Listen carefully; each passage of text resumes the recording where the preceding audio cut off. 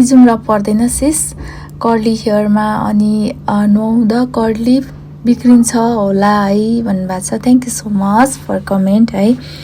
हजुरलाई थाहा नभएको कुरा सोध्नुभयो त्यसको लागि धेरै धेरै धन्यवाद। हजुर यो कर्लीमा चाहिँ जुम्राहरू पर्ने नपर्ने भन्ने चाहिँ कस्तो हुन्छ भने चाहिँ हजुरहरूले अब सारसफाइमा ध्यान दिनु पर्यो। कर्ली कपालमा बरु मैले जुम्रा परेको देखेको छुइनँ होइन, सिल्की कपालमा पनि धेरै जुम्रा परेको देखेको छु है।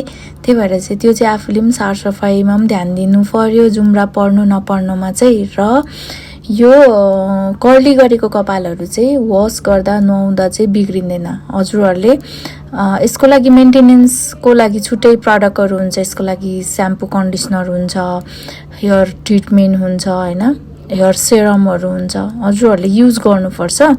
तिनीहरू युज गरे चाहिँ हजुरहरूको कपाल त्यो कर्ली बिग्रिँदैन। तर हजुरहरूले कर्ली गरेर जानुभयो, जस्ट कर्ली मात्रै गर्नुभयो, त्यसको लागि मेन्टेनेन्सको लागि ट्रिटमेन्टहरू युज गर्नु भएको छैन र हजुरहरूले चाहिँ अब वास गरेर पनि अब मजाले कोर्नु ओर्नुहुन्न, फोहोरहरू अल्झाउनुहुन्छ, त्यस्तो भयो भने चाहिँ जुम्रा पर्छ मलाई आई डोन्ट नो त्यो पर्न सक्छ होइन। तर अहिलेसम्म चाहिँ मैले कर्ली हेयरमा जुम्रा परेको देखेको छुइनँ र अब परेछ कसैको पर्यो भने भिडियो बनाएर हाल्छु नि ल।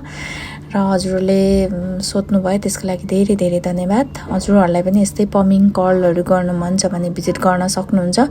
लोकेसन न्यू रोड खिच्चापोखरी सुन्धारा धराराको पछाडिपट्टि खिच्चापोखरी चोकमा। बायोमा कन्ट्याक्ट नम्बर छ, कल गर्दै पनि आउनुहोला। बायोमा पिन गरेर राखेको भिडियोमा लोकेसनको भिडियो पनि छ है। Thank you.